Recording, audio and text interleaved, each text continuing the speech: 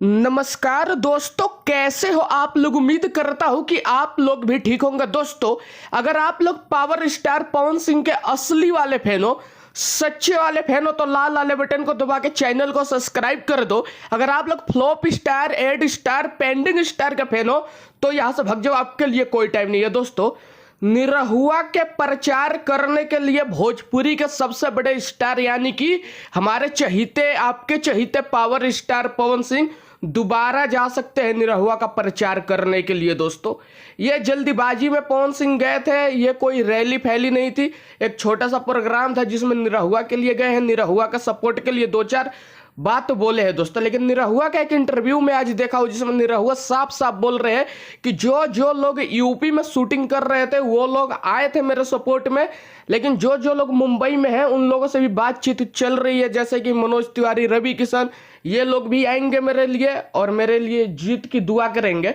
लेकिन दोस्तों, जब निरहुआ, रवि किशन, मनोज तिवारी आएंगे तो निरहुआ जाहिर सी बात है कि फिर से एक बार पावर स्टार पवन सिंह को बुलाएंगे।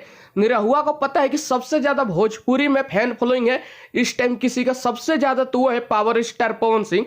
तो दोस्तों, एक बार और मेरे अंदाजे से, मेरे ख्याल से निरहुआ बुला सकते हैं पावर स्टार पवन सिंह को, और इस बार बड़े स्तर का रैली होगा जिसमें पावर स्टार पवन सिंह को देखने के लिए आजमगढ़ की जनता आएगी और निरहुआ के लिए जीत की दुआ करेगी। पावर स्टार पवन सिंह बोलेंगे कि एक बार निरहुआ को जिता दो, तो आजमगढ़ की जनता जो है पावर स्टार पवन सिंह, निरहुआ का मान रखने के लिए निरहुआ को जिता देगी। दोस्तों, तो एक बार और निरहुआ बुला सकते हैं पावर स्टार पवन सिंह को, भोजपुरी के किंग पवन सिंह को, चुनाव प्रचार करने के लिए। दोस्तों, अगर आप लोग पवन सिंह के फैन हो, मेरी वीडियो आप लोगों को अच्छी लगती है तो मेरे लाल वाले बटन को दबा के चैनल को सब्सक्राइब कर दो और इस वीडियो को शेयर कर दो ताकि पवन सिंह के सारे फैन तक चली जाए।